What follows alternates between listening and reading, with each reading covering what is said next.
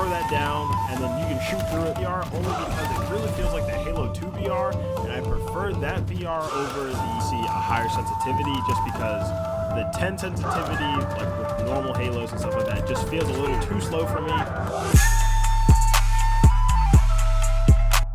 Ooh, you love to see it. Another video by Kruddykarl. That's right, I'm making content for you, so if you're not a part of the channel, you should probably hit that subscribe button because I make decent content.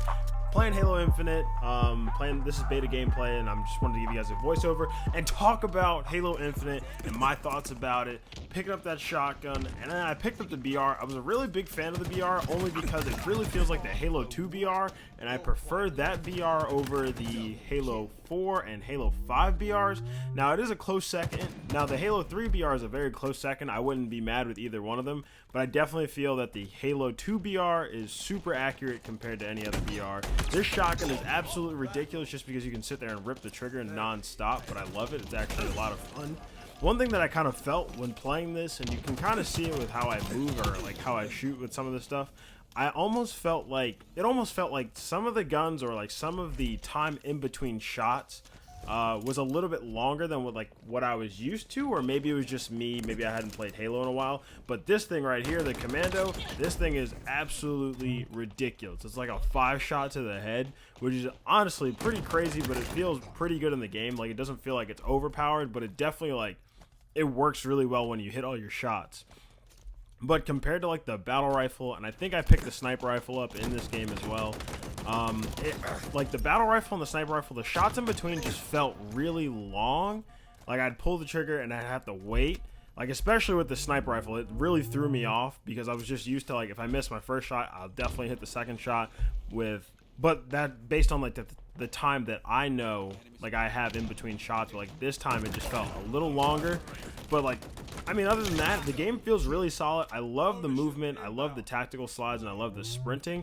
I mean, I don't really feel like I need to sprint around the map, but it's definitely nice to be able to have that feature there. And honestly, the gameplay felt really smooth. I mean, of course, there are a lot of bugs in the game. There are a couple weird things that happen, but I mean, it is a flight. It's, you know, it's not the full game or anything like that. The only thing that I would get frustrated with sometimes is or not frustrated. It's just I just know that playing against a normal person that they're not going to come around a corner and just aim at me automatically like the bots do. But I mean, it does add like an interesting aspect to it, and it does make gameplay feel a little bit different compared to what you're used to with a normal PvP game. But other than that, I mean, the bots are actually really cool. I think it's something that'll help introduce new players to the game that aren't as competitive and can kind of get into the swing of it, and even like with the training modes and stuff like that as well.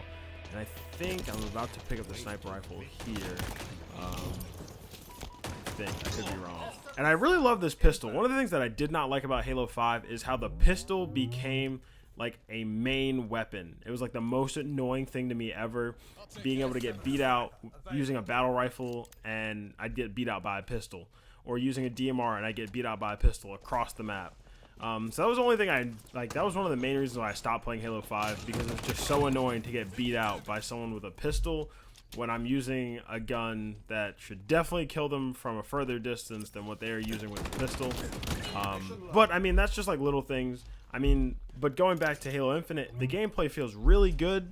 I think the only thing that I was still getting the hang of was some of the weird controls, or like different controls, like because now you can drop your gun and just run around with just one gun and then pick up another one at another point in time, so you don't have to run around with 2 guns at all times.